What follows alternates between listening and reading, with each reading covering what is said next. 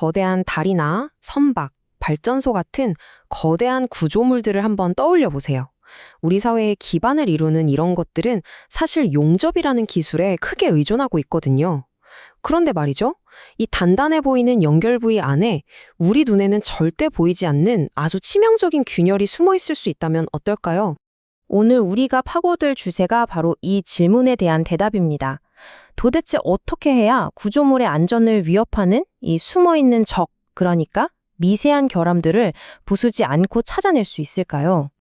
자, 그 해답은요, 바로 우리 눈에 보이지 않는 빛, 바로 적외선에 있습니다.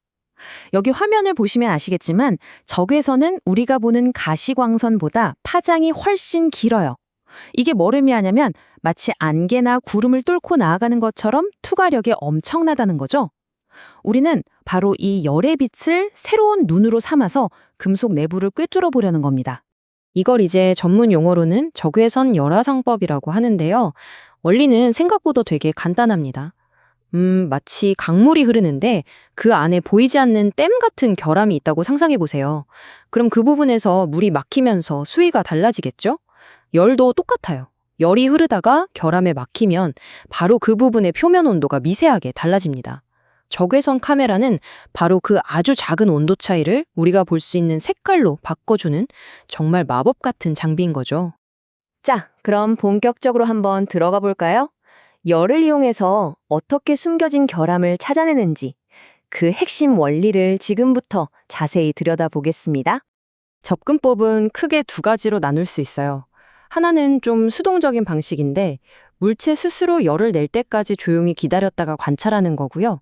다른 하나는 우리가 외부에서 직접 열을 쏴주는 좀 더 능동적인 방법입니다. 하나씩 자세히 뜯어보죠. 자, 이 그림 한번 보세요. 정말 흥미롭지 않나요? 이게 바로 수동적 방식의 매력입니다. 금속에 전류를 흘려주면 전류는 강물처럼 가장 쉬운 길로 흐르려고 하겠죠. 그런데 만약 강 한가운데 보이지 않는 바위, 즉 균열이 있다면 어떻게 될까요? 그렇죠. 물살이 그 바위를 피해서 양옆으로 더 거세게 흐르잖아요. 전류도 마찬가지로 균열을 휙 돌아서 흐르면서 그 끝부분에 에너지가 집중되고 바로 거기서 뜨거운 열점, 핫스팟이 생기는 겁니다. 카메라는 바로 이 열의 비명 소리를 딱 잡아내는 거죠. 능동적인 방식은 훨씬 더 직관적이에요. 밖에서 따뜻한 램프로 열을 쬐어준다고 생각해보세요. 정상이라면 열이 재료 안으로 스며들면서 고르게 쫙 퍼져나가야 맞겠죠. 하지만 그림처럼 내부에 공기주머니 같은 결함이 숨어 있다면 이 결함이 마치 보온병처럼 단열재 역할을 해서 열의 흐름을 딱 막아버립니다. 그 결과 결함이 있는 곳 바로 위 표면만 다른 곳보다 유독 뜨거워지는 열의 섬이 생겨나는 거예요. 자, 그런데 이 놀라운 열 지도를 보려면 특별한 눈이 필요하겠죠? 바로 카메라 센서 말입니다. 이 센서도 크게 두 가지 종류가 있어요.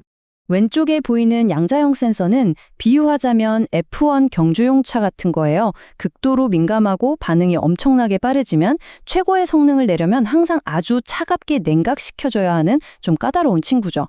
반면에 오른쪽의 열형 센서는 튼튼한 오프로드 트럭 같아요. 반응은 좀 느릴 수 있지만 별도의 냉각 장치 없이도 어떤 환경에서든 안정적으로 작동하는 그런 유연함이 최대 장점입니다. 자, 그럼 이 기술이 실제 현장에서는 어떨까요? 모든 기술에는 빛과 그림자가 있듯이 적외선 열화상법의 장점과 한계점을 한번 냉정하게 살펴보겠습니다. 이 기술의 가장 강력한 무기는 뭐니 해도 효율성과 안전성입니다. 한번 생각해 보세요.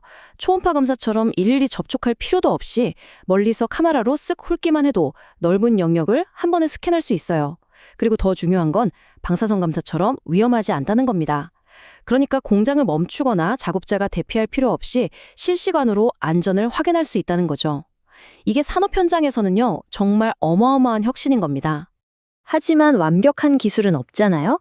여기에도 두 가지 큰 한계점이 있습니다. 첫째는 방사율이라는 변수인데요. 왼쪽 그림처럼 표면이 거치냐 매끄럽냐에 따라 열을 내뿜는 정도가 달라서 같은 온도라도 카메라에는 전혀 다르게 보일 수 있다는 거예요. 한마디로 가짜 신호에 속을 수 있다는 거죠. 둘째는 깊이의 문제입니다. 오른쪽 그림처럼 결함이 너무 깊숙이 숨어 있으면 표면까지 올라오는 열 신호가 희미하게 뭉개져 버려요. 마치 물속 아주 깊은 곳에 있는 물체를 보려는 것처럼 그 형태나 크기를 정확히 파악하기가 어려워지는 거죠. 그렇다면 이런 한계점들을 그냥 보고만 있어야 할까요? 아닙니다. 바로 이 지점에서 엔지니어의 전문성이 빛을 발하기 시작합니다.